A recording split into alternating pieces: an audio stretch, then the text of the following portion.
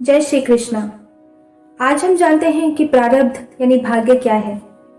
महाभारत के युद्ध के समय जब भगवान श्री कृष्णा अर्जुन को गीता उपदेश देते हैं तो अर्जुन के मन में एक सवाल आता है।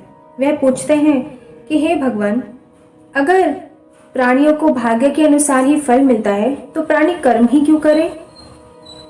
तो श्री कृष्ण कहते हैं कि हे अर्जुन, तुम कर्म ही नहीं करोगे तो तुम्हें फल ही कहाँ से मिलेगा। तो अर्जुन कहते हैं कि ये तो दो परस्पर विरोधी बातें हैं।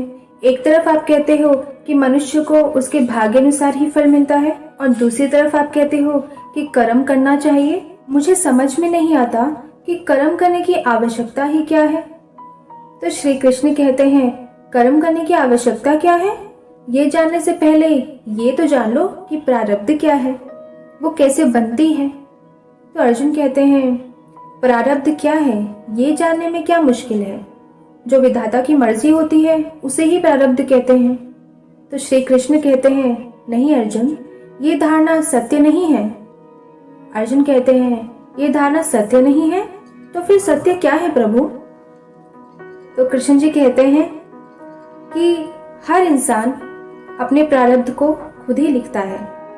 मैं किसी प्राणी के प्रारब्ध नहीं बनाता, ना ही मैं उसके कर्म या उसके कर्म के फल के हिसाब में दखल देता हूँ। इसलिए मेरा किसी के प्रारब्ध बनाने में कोई हाथ नहीं है।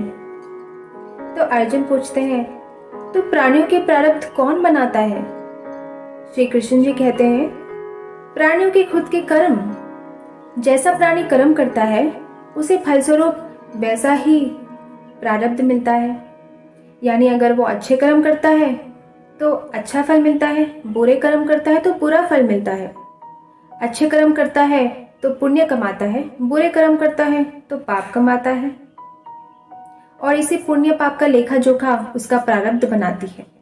अपने पुण्य कर्म के फलस्वरूप सुख और अपने पाप कर्मों के फलस्वरूप दुख इंसान को इस जन्म में या अगले जन्म में भोगना ही पड़ता है, वह टल नहीं सकता। इसलिए पार्थ, अकर्मण्य हुए बिना अपने धर्म अनुसार निरंतर कर्म करते रहो। ध्यान रहे, जिस नियत से तुम कर्म करोगे उसी नियत स्वरूप तुम्हें फल भी मिलेगा। कर्म का ये अटल विधान है जिसे कोई नहीं टाल सकता। इसमें किसी के साथ अन्याय नहीं हो सकता। जय श्री कृष्ण।